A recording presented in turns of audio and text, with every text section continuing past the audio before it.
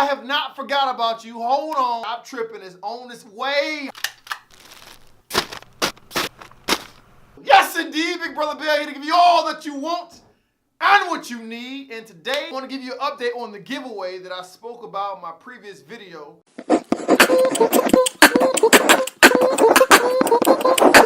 Hoop loud.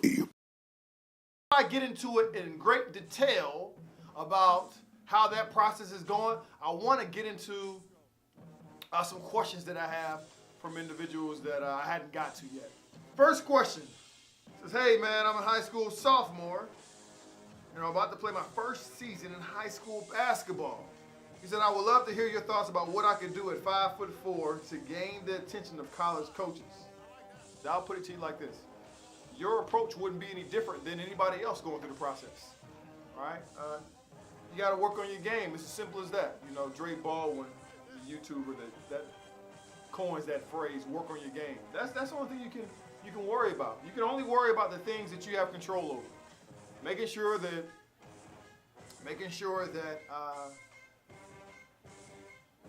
you're working on your game, and then making sure you're working in the classroom so you have those opportunities afforded to you should they come about. Those are the only things you can really worry about. I wouldn't really be worried about just the idea that you opened up this email talking about you're 5'4". If you view yourself with that lens of I'm 5'4", I'm just a short guy, then everyone else will as well. I would just focus all my attention, all my effort, my blood, sweat, and tears on making sure that my academics are to the point that even if I didn't get a full ride scholarship, athletically, it could help supplement the costs and help me. And secondly, I will worry about my athletic ability, making sure that I did what I need to do as far as in the gym and playing at the next level. Second email. This one is a little lengthy. Hi, hopefully you'll read this email. He said, I just want your opinion on something. I really think I can play varsity ball next year for my school and help them. The past 2 years, our team has won conference. The whole starting 5 seniors are leaving. He said the whole starting 5 of seniors are leaving. One playing Division 1, the rest are playing Division 3. Overall, I know I have things that I need to work on, and I understand that.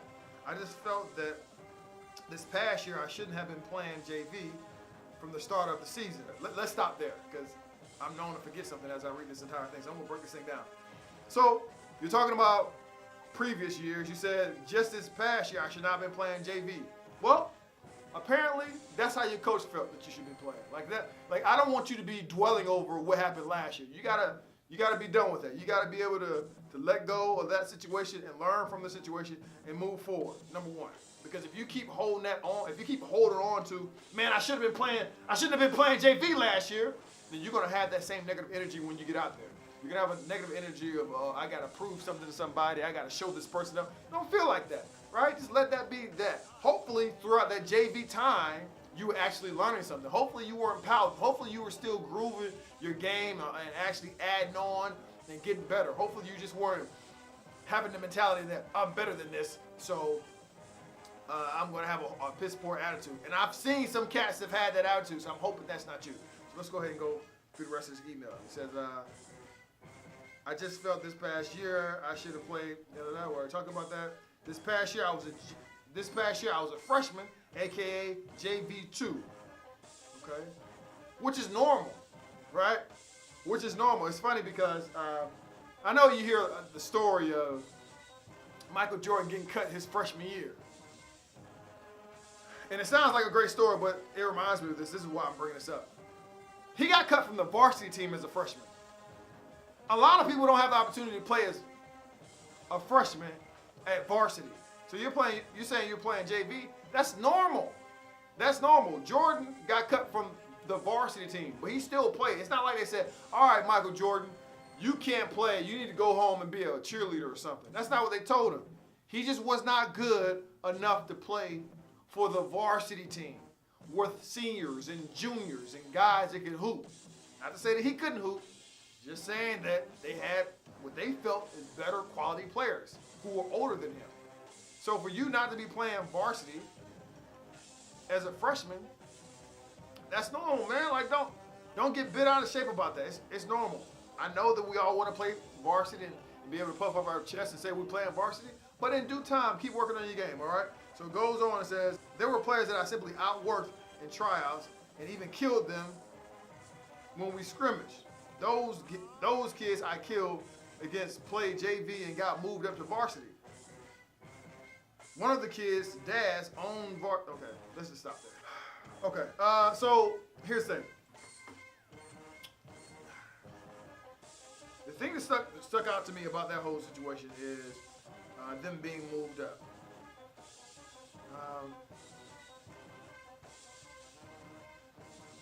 I'll say a number of things about this. Just to handle, I'm just not a big proponent on worrying or stressing about things that I have no control over. But the things I do have control over, I make sure I do what I need to do so I don't have to stress. So when you're telling me these people got moved up, do you know why? Do you know why? Now, some of you may have heard this in this video. So, do you know why? So my question is, did you go to the coaches and ask? Just point blank. In a mature way, what do I need to do to move up to varsity? I see these individuals move up to varsity. Because what I found to be true many times, and this is basketball, this is football, this is hopscotch, this is life. This is relationships when you're married, when you're talking to your teacher, your professor. Failure to communicate allows me to use my imagination to fill in the blank. Have you talked to the coach about this? Have you talked to the coach about what you could do to move up to the varsity? What these other guys did that you didn't do? Many high schoolers, much like myself when I was going through the process, we didn't have the maturity to even have this conversation. So maybe you're not there just yet. But if you can have the conversation one-on-one with your coach in his office or in her office and just ask like what you could do, that will help you and stop allowing your mind and your imagination to go off on these wild tangents about why this coach is not letting you play. Because here's the thing, if you're good enough, and this is gonna pain me to say this because I know that this hurts people's feelings, but listen, no coach wants their best player to sit on the bench, ever. How do you know that, Bell? I know that because there have been coaches that cheated for their players to play in games, have taken tests for doggone players to play in games, have done all, I mean, for crying out loud, you see these coaches committing doggone recruiting violations. Why? Because they think those players are good enough, they're good enough that they will do anything to get them on the court. So so I say all that to say this, if your coach felt that you were good enough, then that person would have pulled you up to varsity. If they actually felt like that was going to help you, if they actually felt like you were going to help them win, then they will pull you up to varsity. They don't feel that way. Don't take it personal, because when you take it personal, it's the very moment that you allow yourself to take it personal and start pouting, you're not going to get better. Now you have a rhyme or reason. You have a rhyme or reason not to get better, because now you can blame it on the coach. The coach don't like me because of X, Y, and Z, right? Because one of the kids' dads owns the varsity coach's house. Do you think this impacts the varsity coach's decision on what players actually play? Possibly. Possibly, but again, I would just worry about what I can do to help. I would just worry about what I can do to better my chances. The moment you find a scapegoat, an out, a rhyme, a reason, an excuse of why you don't have to live in a gym, why you don't have to maximize your potential, the moment you do that, you don't get any better. You don't get any better. I would say, listen, worry about what you can worry about, and that is working on your game.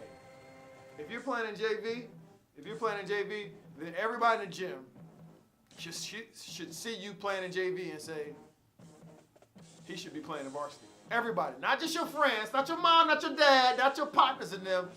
Everybody in the gym it should be a foregone conclusion. I mean, because I felt these same things. I'm not getting on to you. I felt these same things. But what you don't realize is a lot of times, the guys that you think you're better than, you may be a little bit better than them. where you need to be a lot better than them. But you're just, it's subjective. It depends on where you're looking at it from. It's not a clear-cut conclusion, foregone conclusion that you're that much better than this person. You're comparable. And some things that can offset you playing over somebody else could be something like your attitude, right? A coach will put up with a bad attitude if you're head and shoulders above the competition. Some coaches. But if it's like real up and down, like, oh, this person may shoot a little bit better, but this person has more rebounds, this person stays out of foul trouble, but this person doesn't talk back to the coach and have disrespectful antics and shows me up in front of the crowd, I'm going with this person. Those things matter as well. So, again, don't be so worried about making excuses for yourself. And I'm just going to call it what it is. You're making excuses for yourself. You're making excuses for yourself. That energy that you have could be better served working in the gym, getting your stuff taken care of, and being a better basketball player. Flat out, period. Because it sounds like you're making excuses, and you're trying to play detective since one of the kids' dads owned the house that the coach lived in, and that means he don't like me. But whatever you tell yourself for you to go to sleep at night, I get it. But at the end of the day, man, you still got to do your part. And that's the only thing that you can control. He says, everyone talks mess about other players and hates seeing them succeed. I feel like that really affects people on the basketball court. Absolutely. Negativity loves company, right? So, misery loves company. So, what are you doing about that? Are you actually being positive? Are you lifting people up? Or are you adding on to the negativity? I can answer that question, only you can. But I would just encourage you not to be as negative as they are, and be positive, and be something that helps your teammates. Helps your teammates even if they're playing over you. It's easy to have a negative attitude. It's easy to be on the bench talking bad about the coach, you're talking bad about the players that are playing before playing over you. But at the end of the day, you can only control what you can control. And another thing, I'll say this. I can't remember the cat that played at Kentucky. He's in the league right now. I think he plays for the Phoenix Suns. And he scored like 65. Booker, that's his name. Devin Booker. Now, this is a cat that did not play a lot for Coach Cal at Kentucky. He did not play a lot, but he scored like 60 or 70 points in the league. And what that tells me is this. He had to play his position. Every coach is not going to think that you're the next best thing since sliced bread, since LeBron. Everybody's not going to kick out the red carpet and says, right this way, we were waiting on you. Some people, you have to grind. You have to continue to grind and grind some more and have people start over you that shouldn't be starting over you. I've had this situation happen to me many times. Many times. Let me take it back. Okay, when I was a senior in college, for the first semester, dang near, I had a doggone freshman. That means that joker just came out of high school as a senior, started over me. Why? Because the coach wanted him to start over me. Now, I ended up starting the next semester and throughout the rest of the season, but that's beside the point. If I would have pouted, if I would have tried to be a detective and said, well, this person is this person, and that's the reason why I'm not playing, I didn't have time for that. I had to worry about what I could control. And that's the same thing I want you to. That's the same thing that I want you to do. Worry about what you can control and then control it. Are you getting in the gym? See, here's the thing. I don't want you to, and I've done this crap myself. I'm speaking from experience. I'm not talking down to you. I'm speaking from experience. I missed out on plenty of opportunities because there were cats that were starting over me, and what I would do is I would compare and contrast my work ethic to those. So if I worked out in the gym, if I got an exercise after the game, if I ran and I saw those people weren't doing it and they started, then I can level off my play and say, well, I'm doing more than them. That means the coach don't like me because I'm doing more work than them. I'm putting my work ethic in. I have work ethic and these guys aren't. Like, I literally have been in situations where coach has had to pull guys out of their rooms in college to go to class. Because the night before they were getting high, drunk, chasing women. And I've never gone through anything like that. Never even tasted alcohol, no drugs, none of that stuff in college. I worked on my game. Went to class, worked on my game some more. And I saw cats that played over me constantly. In those times, it's easy to start pointing fingers. But what I'm telling you to do is just continue to work on your game. Stop thinking that because you work hard, you're going to get something out of it right then and there. It may be years from now, and that's not something you want to hear because you put in work. And I know how tough it is when you look to your left and look to your right, and there's guys that are starting over you, and they haven't put in work, and they're not putting in work, and they're not taking it seriously. I know how frustrating that can be. I've lived through that in high school and in college. I lived through that in high school and college, but I'm still going to say the same thing I've said over again. Worry about what you can control and then control it. You think I should transfer schools? By the way, my school is number 2 in the state academically. Sorry for the long email, just hoping to get some feedback. Thank you. Do I feel like you should transfer schools? Well, transferring schools, I've transferred schools. I've transferred schools before. I can't answer that question for you. You gotta look yourself in the mirror and ask yourself that question yourself. I can't do that for you. But what I can do is ask you if you've done your part. So have you talked to your coach? Have you had a man-to-man or man-to-woman or whatever your situation is, serious conversation with your coach? If you need to have, you're a minor, you're in high school, so if you need to have your dad or your mom or whomever be there, then do it. I feel like it would speak volumes for you to go in there and talk to the coach yourself. I think that would be a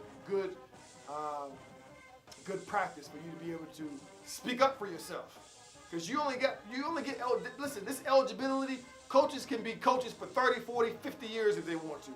You get 4 years for your eligibility, both in high school and college. So I don't want you to feel like you can't speak up for yourself. So again, if you don't communicate, you start imagining what they said when they did this and they did that. Don't do that.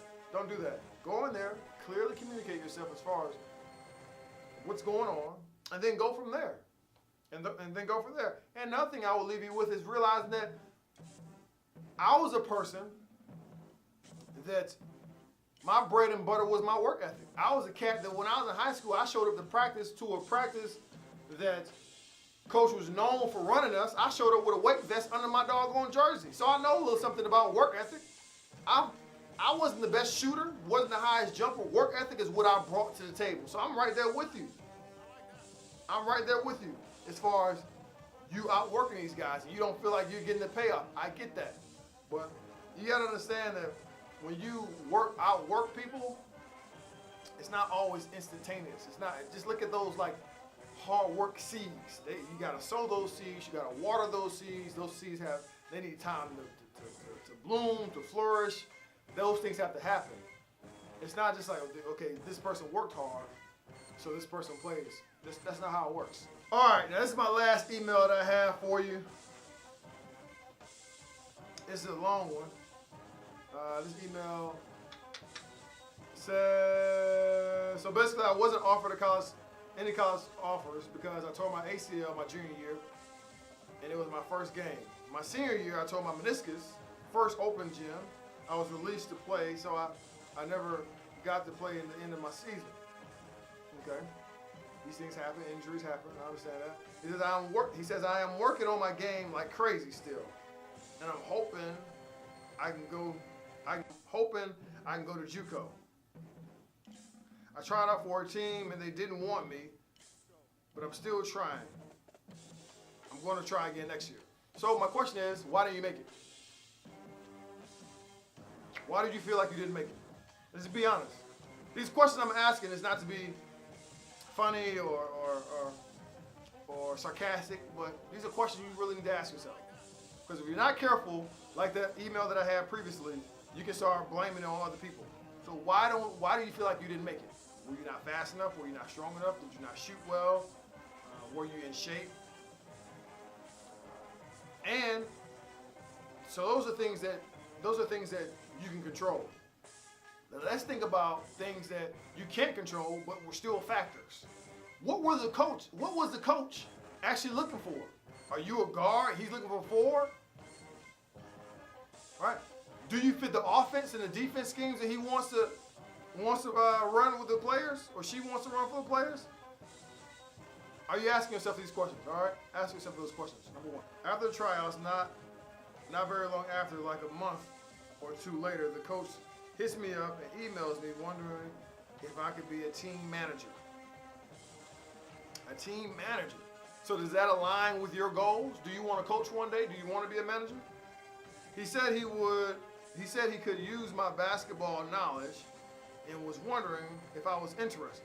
He said, I know there have been people in the past that have been team managers and made it too. I'm just wondering mostly your thoughts on my chances of getting on the basketball team if I'm a team manager. Again, this is this whole communication piece again. Did you ask your coach, is that why he wants to have you a team manager? Because it sounds to me that you're just saying that he just wants you for your basketball knowledge, which is flattering, but if that doesn't align with your end goal, then that means nothing to me. All right? If you want to be a coach one day, if you want to be a team manager, there's nothing wrong with that. If you want to do that, then yeah. But unless it came out of his mouth that, listen, I want you to be a team manager so you can play for me a little later. Unless that person said that, then I wouldn't jump to any conclusions. I don't care what he's done in the past. That's just a way to string you along. You need to make sure you have that conversation. Don't assume anything. That's what you don't do. What are you? Are you in high school or college? Yeah, you're in college, right? Eligibility years are real. Once those eligibility years are gone, they're gone. Does this count against your eligibility? What level are you talking about? This Division 2 or Division 3? This Division 1? These are questions I have, man. So yeah, don't assume that. Don't assume that from your coach that because you're a team manager, that means you're close to the players and now I'm gonna look at you like a player. No. Don't do that. Ask the coach first of all, what does the coach need? What are they looking? What spots are they feeling? Who's gonna be seniors? Who's gonna be graduating? Do you need guards? Do you need fours? What's going on? Do you fit in there? So you've been able to see this season at least once in college. The style they play, are you ready to play that style? That's another thing I would ask. I just don't want you to get strung along. I don't want anybody to string you along with this carrot dangled before your nose like a manager if that's not what you want to do. Now, if being a manager goes along with what you want to do outside of basketball, outside of playing, then great. But I would not think that being a manager means you're going to be a player later. I wouldn't want to do you like that. I wouldn't want you to be strung along with that. If I've misled you in any way of thinking that everybody's going to get a full ride scholarship because they work hard, let me apologize and say that's not factual. I was fortunate, I was blessed that I was able to do that, but it had everything to do with being at the right time in the right place, and that's just what I have for me. That's not for everybody, right? I'm not going to sell you on this dream that all you got to do is work hard and you're going to get a full ride scholarship. I'm not going to sell you on this dream that all you got to do is work hard and you get a full ride scholarship. Some things are variables that you can control, like working hard, like working on your game, like classes, like, being able to fit the offense, being able to be the type of player they need, whether it be your position, being the size that they need, the height they need. Some of these things, right, are in your control, and some things are not in your control. It just doesn't go down to because you work hard, number one. And number two, the whole premise of this channel, I want to be clear when I say this. Student athletes for this channel are not just people that are student athletes currently. I don't care if you were just a student athlete when you were in 4th and 5th grade. I know some of you may think I'm crazy about saying that, but 4th and 5th grade, you're a student athlete. If you are able to pick away, if you're able to learn from the principles that you learned when you were a student athlete and apply it to life, that's this whole thing this channel is about. I want to help you see that. So just because you're not a student athlete in college, it doesn't mean you're a failure. I want you to be able to pick from the principles that you learned when you were a student athlete and apply it to life. I don't care if you were a student athlete when you were a dancer. If you were a doggone dancer in the ballet, you played tennis, you played whatever. If you can use those principles and apply them to life, you're going to be dangerous. You're going to be dangerous. You're going to be unstoppable. And that's what I want to get you in this channel. So if I've misled you into believe that if you work hard, then you get a full ride scholarship, that's not factual. That's that egotistical stuff that people will tell you on their YouTube channel when they act like they were the end all be all. And I wasn't. I told you, I failed the 6th grade. I got associate promoted from the 8th to the 9th grade. I was in special education classes. Right? I just started playing basketball in my 9th grade year, really. And I was able to get a full ride scholarship not once but twice, both in junior college and when I went to my 4-year university. I was fortunate, I was blessed. But if I had to do it all over again, I don't know that those cars would line up and I would get the same situation. People that's egotistical and cocky and all that, they'll tell you that, oh, I'm self-made. I didn't listen. I had a lot of people that helped me out throughout the way. Maybe that you won't have that opportunity. Maybe you will. Maybe you will. But all I want you to do is worry about the things that you can control and then control them. Your work ethic, you can control that. You get in the gym, you can control that. Right? But there's some other things you can't control. Maybe he's looking for 6'5" tweeners that can play doggone guard and forward. And maybe you just 5'9" and you can't do that. It's not your fault. It's not your fault. So don't be so hard on yourself as you relate to that, all right? Don't be so hard. If you have any other questions, if any of you have any more questions, let me know. Be as lengthy as possible because I need to really get some context on what's going on so I can help your situation and then I can reach back out to you and help you out, whether it be through email or do a video. So if it's something that I feel like everybody can learn from, I'll happily put it on a video format, and yeah, we can all learn from it. So definitely appreciate that. So let's get back to these packages. So I want to give you an update on the pieces that I sent from hooplaude.com. You should get these. You should get this no later than Monday. Hopefully by Monday, at the very latest, you should get whatever surprise I got you in the mail. Number one. But I will say this: there's some fine print in that statement. That is, unfortunately, the individuals that are from a different country. Let's just hold on. Let's just hold on. Before I even say what I got to say, let me say this. Now, thank you to all of you that signed up. I think that's amazing. Period. That people from Maine and from Chicago and from Texas and from Louisiana and from Arkansas and from Florida and from blows my mind. Blows my mind. And I wish but what's crazy is I can't even stop there because the Philippines, right? The Philippines, Canada, India. I got some from those. I got some orders from them as well. So definitely happy and fortunate about that. Thank you so much, and definitely happy to fill those orders. It's gonna take a little longer for y'all. For those international orders, it's gonna take a little longer, and I'm sorry, but it's gonna take a little longer. The domestic orders, you all should have your orders no later than Monday. It is Wednesday now. You should have those no later than Monday, possibly Friday, but no later than Monday. I have a tracking order on all those, but you should get those by Monday. As far as my international graduates from India, from Philippines and Canada, y'all not gonna get it until probably don't shoot the messenger. Y'all may not get it to the second week of January. As always, whether it's on the court or off, in the classroom or out, graduates, stop by the websites and stop by your mailbox to pick up some stuff from hooplaude.com.